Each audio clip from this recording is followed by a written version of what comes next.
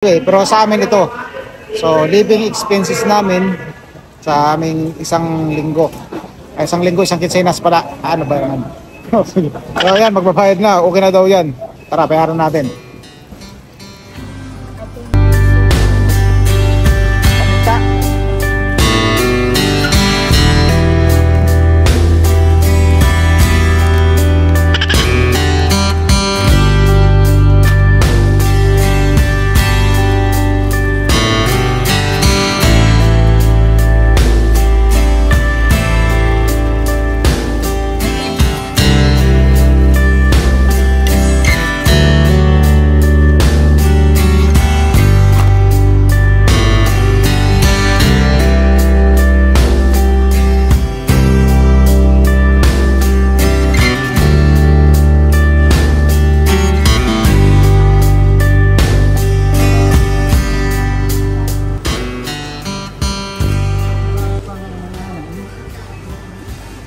Naman siguro sa cashier.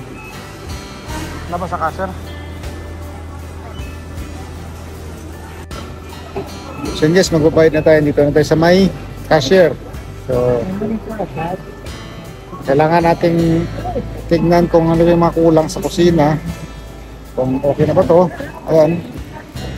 So whatever.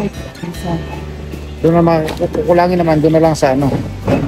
Doon na lang sa Nipawa.